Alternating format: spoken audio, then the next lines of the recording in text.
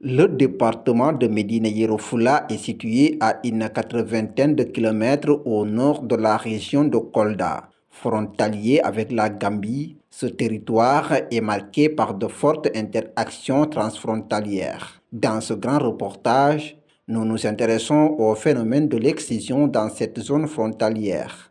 Son ampleur, le bilan actuel et les réalités vécues par les communautés de part et d'autre de la frontière. Entre tradition, précision sociale et efforts de sensibilisation, nous plongeons dans un phénomène encore présent dans les zones transfrontalières.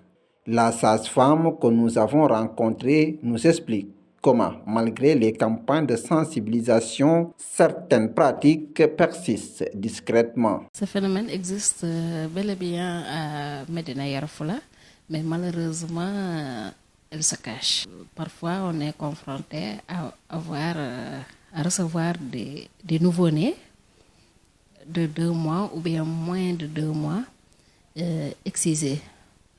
Mais on les reçoit avec des complications. C'est pour cela qu'on dit que ce phénomène existe à Médina Yoro Fula. Maintenant, ce qu'on a remarqué, puisqu'elles se cachent, elles excisent les filles 2 mois ou bien moins de 2 mois, malheureusement. Derrière cette pratique se cachent des parcours, des croyances et des réalités sociales. Une ancienne exciseuse accepte de briser le silence et de revenir sur les motivations qui l'ont conduite à exercer cette activité. Je ne l'ai pas appris au départ. Avec le temps, elle ne pouvait plus pratiquer l'excision. Elle m'a alors appelé pour l'aider, car elle n'était plus en mesure d'exercer cette activité. Lorsqu'elle se déplaçait, nous allions ensemble jusqu'au jour où elle est décédée et m'a laissé ce métier. Son témoignage relève les pressions sociales et la vision traditionnelle qui ont longtemps justifié cette pratique.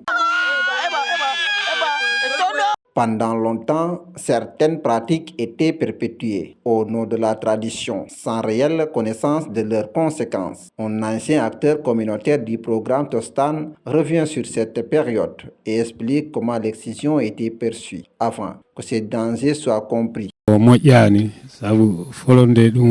n'est pas du tout une bonne pratique. Avant, lorsque l'excision était pratiquée, on rencontrait beaucoup de complications. Mais depuis que nous avons abandonné, de nombreux problèmes ont diminué chez les femmes. On peut dire, alhamdoulilah, je demande aux gens de laisser cette pratique car elle n'est pas bonne. Ici, beaucoup commencent à abandonner, tout simplement parce qu'ils ont compris que ce n'est pas bénéfique. Au-delà des traditions et des croyances, l'excision a des conséquences réelles sur la santé physique, psychologique et sociale des filles et des femmes. L'action sociale menée dans le département témoigne des impacts durables sur les victimes et de la nécessité d'une prévention accrue. Les populations, la plupart, peut-être ignorent même l'existence de la loi, mais surtout les conséquences de la pratique. Il y a des communautés qui ignorent vraiment les conséquences de la pratique sur le plan sanitaire. Il y en a également qui pensent que ça relève de la religion. Et ça, c'est un phénomène qui, ça c'est déjà un argumentaire qu'on a balayé. Tous les guides religieux, les imams ont tout à fait confirmé que ça n'a rien à voir avec la religion. Donc c'est une pratique traditionnelle. Et il n'est pas facile de changer la tradition, de changer une pratique qui est là depuis des millénaires. Alors, mais nous sommes en train de nous battre pour que les populations comprennent que les conséquences sanitaires n'en valent pas la peine, très sincèrement. Il y a tellement de conséquences sur le plan sanitaire, sur le plan social. Et les populations sont conscientes de ces conséquences-là. Exciser une fille, c'est l'exposer à beaucoup de risques de santé, mais également de développement, parce que aujourd'hui les conséquences sont là. Il y a beaucoup de femmes qui vivent ça, qui vivent ces conséquences-là. Il y en a qui sont victimes de beaucoup de maladies sexuelles. Il y en a qui ne peuvent même plus participer à des activités économiques. Il y en a qui perdent la vie en donnant la vie. Socialement et psychologiquement, et même sur le plan médical, vraiment l'excision n'a pas d'avantage, on peut le dire. Sur le plan en tout cas moderne, il n'y a pas d'avantage. Donc c'est pourquoi le gouvernement du Sénégal a voulu voter cette loi pour protéger ces filles-là, pour que demain, qu'elles n'aient pas de problème de santé ou des problèmes de séquelles psychologiques liés à la pratique. Malgré les nombreuses campagnes de sensibilisation et les textes de loi en vigueur, l'excision reste une réalité dans le département de Médina Yoro Foulah. Dans cette zone transfrontalière, le phénomène persiste souvent dans la discrétion. C'est-à-dire, actuellement, beaucoup de familles ont abandonné l'excision. Mais quand même, il en reste toujours des gens très attachés à leur culture qui continuent à pratiquer la pratique en cachette. Il en existe toujours parce que certains disent que c'est la religion qui le demande, certains disent que c'est ma culture qui le demande. D'habitude, quand vous dites à un parent certain que tu ne veux pas circoncire ta fille, il dit non, est-ce que toi, ta grande sœur ou une autre n'a pas été excisée? Est-ce qu'elle est morte? Alors qu'ils savent pas exactement quelles sont les conséquences qui sont liées vraiment à l'excision. C'est vrai que le Sénégal punit cet acte. Il y a des sanctions pour ces actes-là. Mais on a remarqué que avant, on excisait vers 5 ans, 6 ans, 7 ans, avant 10 ans. Maintenant, ce qu'on a remarqué, puisqu'elles se cachent, elles excisent les filles 2 mois ou moins de 2 mois. Dans les zones transfrontalières, la lutte contre l'excision demeure particulièrement difficile. Aujourd'hui, certaines familles traversent la frontière gambienne pour y soumettre leurs enfants à cette pratique à l'abri des contrôles. Mais ce qui est sûr et certain, que des personnes, des femmes qui habitent le Médina Yoro Foulah, qui souhaitent exciser leurs filles, s'ils savent qu'ils peuvent être sous le qui de la loi, ils peuvent être sanctionnés par la loi, elles seront tentées d'aller en Gambie pour en cachette et exiler leurs filles et revenir. Parce que ça se fait. C'est comme à Kolda, on est proche de la Guinée-Bissau, Kolda aussi est proche de Gambie. À chaque fois que les gens font faire certaines pratiques, elles tentent d'aller se réfugier en Gambie, faire ce qu'ils doivent faire et revenir en toute tranquillité parce qu'on ne maîtrise pas la loi gambienne si c'est interdit ou pas. Mais au Sénégal, cette année, aujourd'hui même si une femme doit faire exciser sa fille, elle est obligée de se cacher.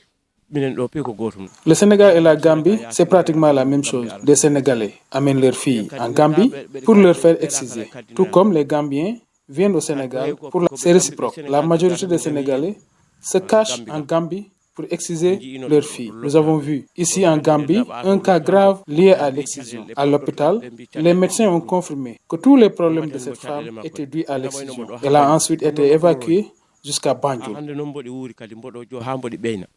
Cette situation complique l'action des autorités et des programmes de sensibilisation. Face à la persistance de l'excision, la sensibilisation apparaît comme un levier essentiel. Informer, dialoguer et impliquer les communautés restent des moyens clés pour éradiquer ce fléau. C'est pourquoi on ne peut pas réussir quelque chose en Gambie ni au Sénégal sans que ces deux pays-là ne soient impliqués. Et fort heureusement également, il faut dire que les deux États ont compris qu'il faut vraiment qu'on lutte ensemble pour qu'on puisse avoir des résultats. Et c'est pourquoi d'ailleurs nous menons beaucoup d'activités ensemble avec nos frères gambiens. Il nous faut vraiment beaucoup de communication, beaucoup d'activités de promotion de la santé pour vraiment qu'on puisse abandonner définitivement la pratique de l'excision au niveau de Médina Yoro Foulah. Continuer la sensibilisation. La sensibilisation d'abord, il y a les imams, les leaders, les chefs religieux, les acteurs communautaires aussi, parce que chaque fois je dis qu'on ne peut pas aller sans les acteurs communautaires. Et puis dans la religion aussi, on a dit qu'il n'est écrit nulle part que dans le Coran ou bien dans la Bible que cet acte est indiqué. Maintenant, il faudra collaborer avec les imams, les notables du quartier, les élus locaux aussi, et aussi les acteurs communautaires. Les acteurs communautaires sur tous les pyramides. Les témoignages et les initiatives locales montrent que chaque effort compte pour protéger les filles et faire évoluer les mentalités. L'excision reste présente dans certaines zones malgré les lois et les campagnes de sensibilisation. Pression sociale, tradition et manque d'information poussent certaines familles à contourner l'interdiction. Mais peu à peu, la parole se libère. Acteurs communautaires, professionnels de santé et programmes de sensibilisation œuvrent ensemble pour protéger les filles et changer les mentalités. C'est un combat collectif où chaque action contribue à offrir un avenir plus sûr aux générations à venir.